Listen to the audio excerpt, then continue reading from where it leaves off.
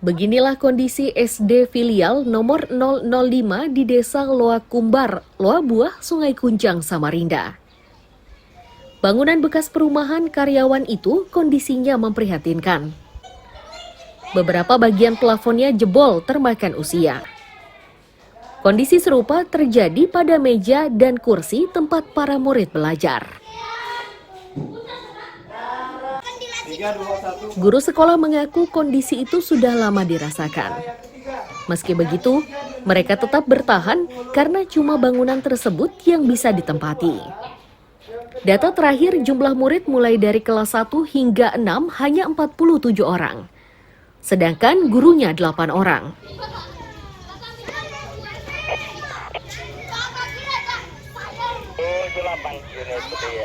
Ada sekitar 47 siswa, Pak. 47 siswa? Iya, itu dari kelas 1 sampai kelas berapa? Ya, kalau kelas 1 itu ada sekitar 13 siswa, kelas 2 ada berapa siswa itu? 12 siswa, kelas 3. Kalau kelas 3 ada 9, kelas 4 ada 4 orang, kelas 5 4 orang, kelas 6 ada 5 orang, Pak. 5 orang ya? Iya. Kang, kemudian dengan saya lihat nih kondisi sekolah ini kan agak ada yang rusak apa segala ini gimana Bang? Sudah ada pengajuan untuk perbaikan atau bagaimana?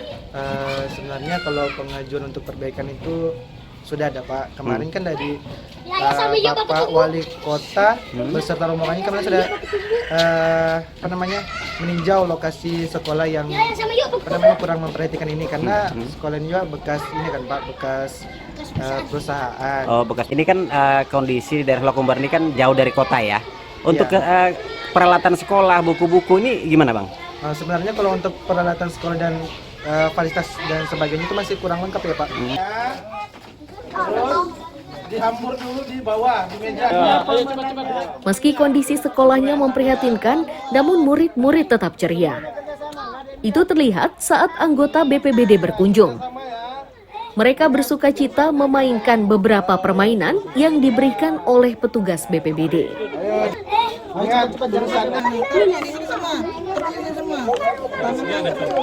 Kelas berapa? Kelas 1. Kelas 5. Oh, enak sekolah di sini? Lumayan. Lumayan. Guru-gurunya gimana? Gurunya Baik-baik ya. baik-baik. Baik-baik ya. Oh. Selain kamu, siapa lagi sekolah di sini? Adiknya, kakaknya pernah sekolah sini? Tidak ada. Kakak saya di Malaysia. Oh, kakaknya di Malaysia. Tinggal sama siapa di sini? Sama orang tua. Sama orang tua. Bapak sama mak. Oh, di sini tinggalnya ya. Nah, di sini suasananya gimana? Sama teman-teman ramai atau gimana? Rame sepi. Pagi main bola. Pagi-pagi main bola. Ya. Oh, enggak apa-apa nanti aku nutup. Petugas BPBD menyebut letak sekolah ini jauh dari pusat kota. Dari pantauan tersebut, BPBD memiliki sejumlah langkah dan salah satunya akan menjadikan daerah tersebut menjadi desa tangguh bencana.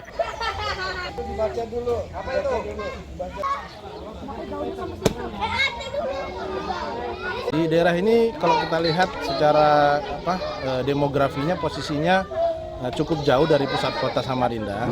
Tadi kita sama-sama melihat bagaimana menuju ke lokasi ini, sehingga dari segi kebencanaan apa yang harus dibangun tentang ketangguhan desanya, karena dia tidak punya akses yang bagus dari kota untuk support apabila terjadi bencana. Nah, masyarakat di sini harus kita bangun ketangguhannya. Lewat di kampung tadi ada Destana, di desa ini, di sekolah ini kita bangun sekolah tangguh bencana atau Satuan Pendidikan Aman Bencana. Siap. Guru dan murid di sekolah tersebut berharap gedung baru yang dijanjikan Pemkot segera terwujud. Ini agar aktivitas belajar mengajar di sekolah tersebut berjalan aman dan lancar. Amir Hamzah dan Iswanto melaporkan dari Samarinda.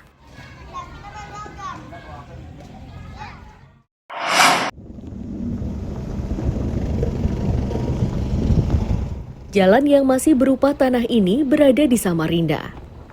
Lokasi persisnya yakni di Kecamatan Sungai Kunjang. Meski kondisinya seperti ini, jalan tersebut ternyata akses utama warga Desa Loa Kumbar. Jalan dengan panjang 6 km itu dimanfaatkan saat menuju ke kota maupun sebaliknya.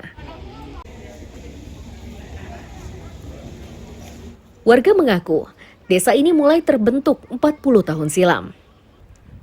Jumlah penduduk yang awalnya hanya beberapa kepala keluarga mendadak banyak setelah sebuah perusahaan perkayuan berdiri. Kejayaan desa itu lenyap setelah perusahaan tersebut berhenti beroperasi.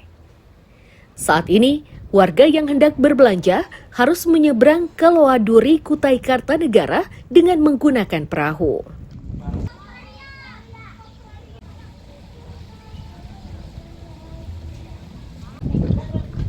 Pak, soalnya masih agak masih Artinya ada 30 tahun, Bu? lebih. 40 tahun lebih juga? Oh, pertama di sini daerah apa sini, Bu? Pertama nih, Bu?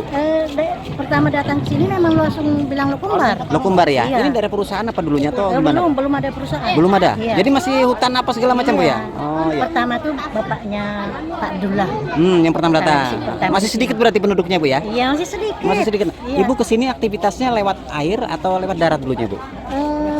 Lewat sungai. Lewat Iya. sungai. Kebanyakan lewat sungai, Bu ya? Iya. Jadi kita pasar pagi aja naik kapal. naik kapal. Sampai Iya, sekarang? Sekarang enggak. Sekarang bisa lewat darat ya? Iya. Oh.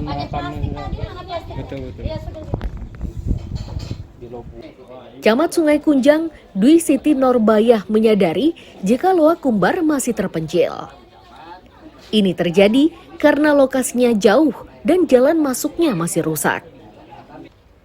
Ia meyakini kondisi desa akan segera berubah saat pemerintah sudah membangun jalan dan beberapa fasilitas lainnya.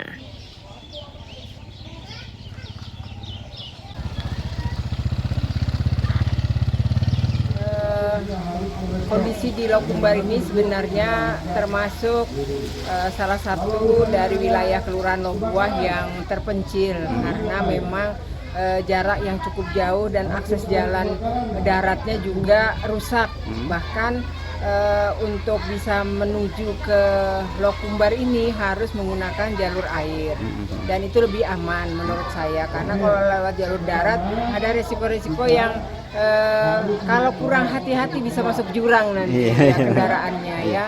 Nah itulah awal kenapa Lokumbar ini jadi terpencil, mungkin karena akses jalan belum terbuka, kemudian banyak orang mau berusaha melihat kondisi seperti ini sehingga menarik niat untuk usaha di Lokumbar.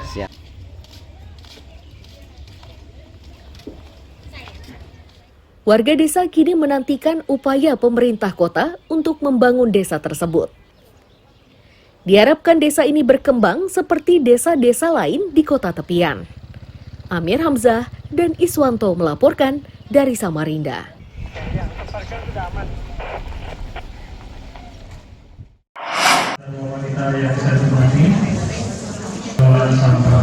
Ruang pertemuan kantor Dinas Lingkungan Hidup Kutai Timur diubah menjadi ruang bimbingan pengelolaan sampah rumah tangga.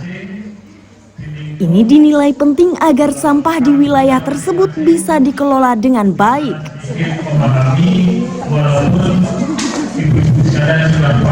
Kepala Dinas Lingkungan Hidup Kutai Timur Armin menyatakan bimbingan seperti ini paling tepat diberikan kepada ibu rumah tangga. Alasannya karena merekalah yang setiap hari mengelola sampah dari rumahnya masing-masing. Cuman kalau di rumah tangga, sampah ini sampah organik maupun non-organik.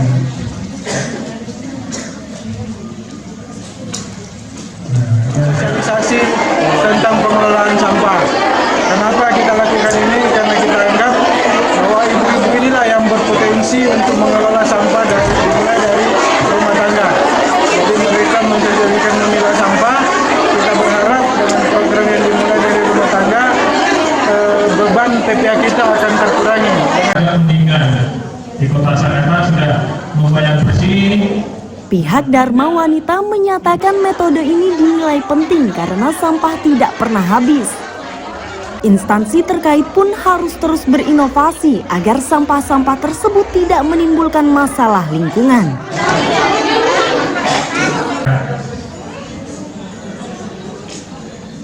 Sampah terdiri dari Masalah sampah, kalau kita bicara masalah sampah ini ada habis-habisnya ya Pak.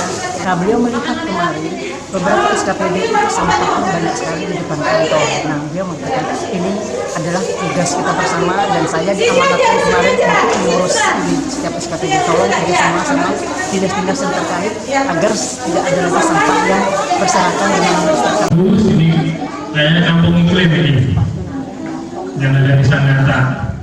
Imbauan agar sampah dikelola dan dibuang pada tempatnya juga disampaikan kepada warga. Ini dimaksudkan agar Sangatta dan sekitarnya menjadi kota tercinta yakni tertib, ceria, indah, takwa, dan aman. Amir Hamzah dan Sabta Rizky melaporkan dari Kutai Timur. Bahwa ini layak dipakai, ya.